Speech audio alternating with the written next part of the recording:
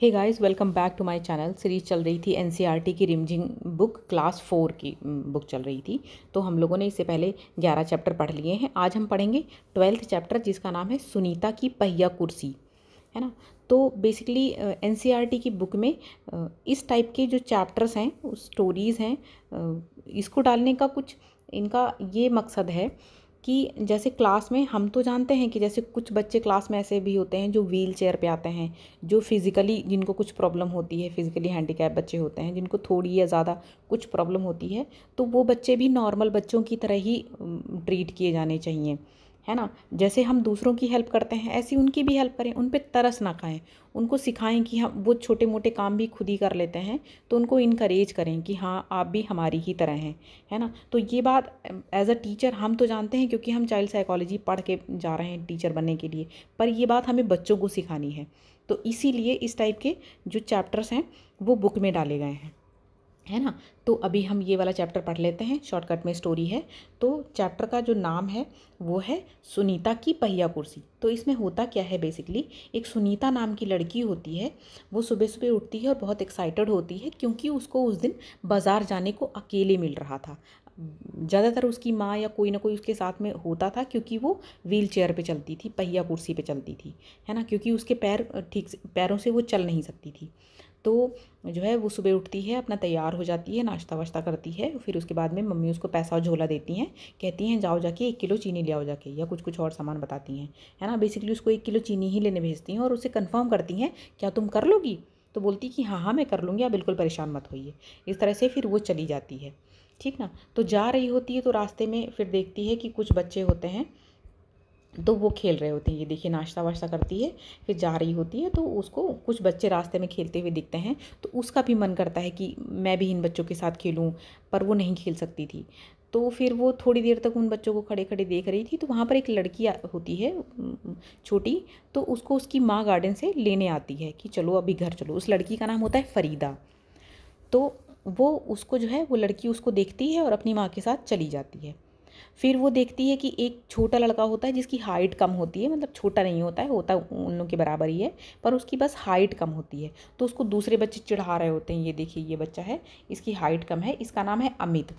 तो इसको दूसरे बच्चे चिढ़ा रहे होते हैं। तो ये सब सुनीता देखती है और उसको अच्छा नहीं लगता है, बुरा लगता है कि क्यों ये लोग इसको परेशान कर रहे हैं।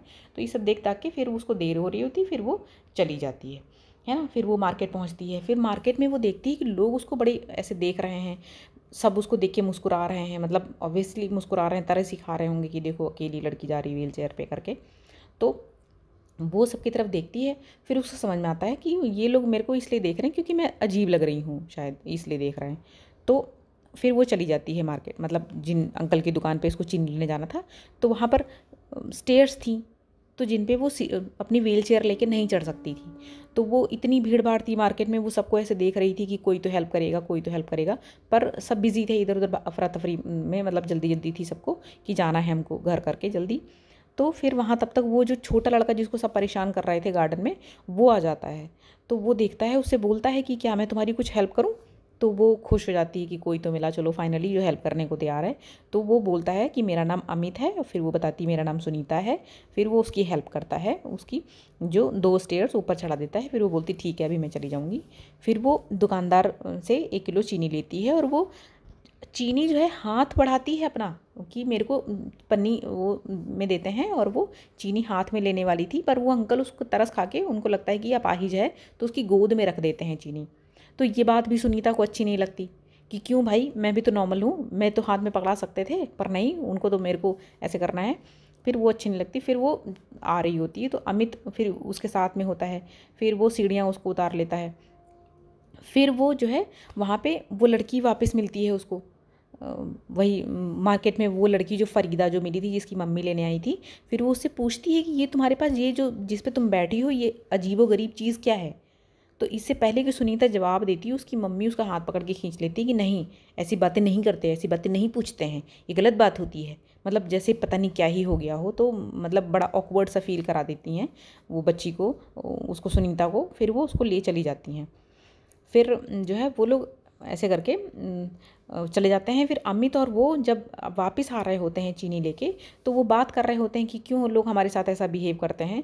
तो हम भी तो नॉर्मल हैं, हम भी तो दूसरों के जैसे हैं। तो वो जो अमित होता है बोलता नहीं, हम नॉर्मल नहीं हैं, हम दूसरे बच्चों जैसे नहीं हैं, तुम देखो व्हील चेयर पर बैठती हो, मेरी हाइट कम है, इसीलिए हम दूसरों जैसे नहीं हैं, हम अलग हैं।